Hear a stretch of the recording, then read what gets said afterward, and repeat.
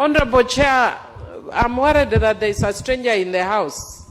Which stranger? Can you point out the stranger? That is actually what is worrying me,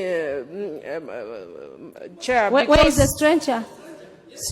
Chair, we are just hearing sounds of a cat and we cannot see it. Sounds of a cat. That is more worrisome than when you see the cat. We cannot see the cat. Because it could be a spirit, Chair. Which means that the house should be evacuated with immediate effect. Honorable Millie Odhiambo. Oh, Chair. It is even worrisome. It is a black cat. Leader of majority, are you seeing the cat? The stranger. There is a black cat over there, Chair. The black cat is the one the Honorable Millie Odhiambo is referring. Chair, we need spiritual leaders for cleansing in this house. Okay, Honorable Leader of Majority. Yeah. This is a house of the people. It is. And anybody, including the wild animals and their pets, can do an oversight. This cat is representing a section of the people of Kenya. And I think we should continue. And I'm sure if somebody says the house didn't sit on this afternoon, when the cameras are done, you don't need to chase. But we need to feed. This cat was here yesterday also. So we need to feed. And don't play around with a black cat. I'm sure the guys from Coast will tell us more. Very well, very well, very well. It is important for us to notice that the stranger in the house is not a human, it's just a cat. And cats are not members of parliament. Leader of majority, the cats may represent the cats, but not in the house. So the ones who are recognized official in the house are the elected members. However, I do direct that unless the cat is harmful or the Sergeant at Arms can ensure that the Millie doesn't see a stranger in the house. But having said that, Chair, I also have an interest in this one because I am also a graduate of the National Youth Service. I was Kurutu in the F Company in Naivasha. and Chair, I want to say that even when I was going there, I was going very reluctantly. But I am happy. In hindsight, that is one of the best things that happened in my life. But before I comment, actually, I think one of the things I loved that the guy talked about is that the first lesson he says that when you want to change the world is learn to make your bed. And the Chair, in the National Youth Service, we used to make our bed at 4 a.m. And once you made your bed, you'd make a string and look at everything and it will be on a line. And before it becomes on a line, you would be punished. And the Chair, because I'm not very good with figures, I was always being punished every morning. But be that it may, I learned that the first thing you do when you want to change the world is to make your bed. You have to start small and you have to move against resistance. So Chair, even a few times when people see me going against the grain, I learned it at NYS. So long as I believe in something, so long as it matters to me, I will say it, whether you like it or not, because I learned to make my bed in NYS. That is a lot of the things that I have learned later in life, the thick skin I have, the ability to endure a lot. Chair, a lot of that I learned when I was in the National Youth Service. We learned to sleep while on our feet, and I'm not exaggerating, Chair. We'd fall asleep while standing. Chair, we learned to get water where there is none. We learned to eat ugali with a bone.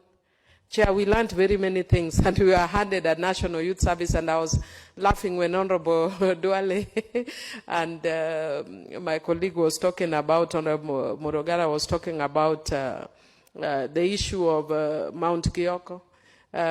Fortunately for us as the women, we didn't go to Mount Kyoko, but we saw it at a distance. And I remember once we had a very terrible person at their camp because we joined them, I think, for about a month or so. And he was called Kofa. He was called General Kofa. And he would tell you in quotes, nafunga macho na nikufungua nikute umezunguka. And he would close his eyes, he says, nimefunga na kufungua, bado uko hapa. You will go and climb the hill. And Chair, we learned to be hardened. So it's one of the things I'm very thankful to God for, that I've learned many lessons that I would have never learned in any school, that I would have never learned in any, class, and Chair can never exchange it with anything in the world. However, I know one of the things we didn't like about that experience with the National Youth Service is that it was compulsory. It is nice when people go voluntarily, so that it's not a compulsory thing, because every human being has a tendency to resist anything that is being forced upon them. And so when it's made voluntary like this one, it's very good. Chair, I just want to comment on a few things. That I also want to say that I like the fact that under Clause 7, that it provides some of the roles include service to the nation. And I know that when we were in NYS, we did a lot of service, even though because the way the training was structured was not very good. We'd be made to plant flowers in the morning. By evening, you uproot them. The next morning, you plant them. And we said, really, our services could have been better used maybe to plant maize and things like that. But of course, in the more formal system, people now do more serious things. Chair, the only thing that I have seen that is of concern to me that is not included there, in terms of a training that is also not in the bill, is the issue of general information. Chair, I normally do it as a random thing, when I'm traveling anywhere in the country and I see a lot of NYS staff are used all over. And you will see a difference. The Kenya National Police, because some of us are very prominent in politics, when you move in, or you move anywhere, they know you, they say, Mheshimiwa Mili. National Youth Service, clueless. I'm not saying they must know me, but it tells you there's a problem with their general information if you don't know national leaders.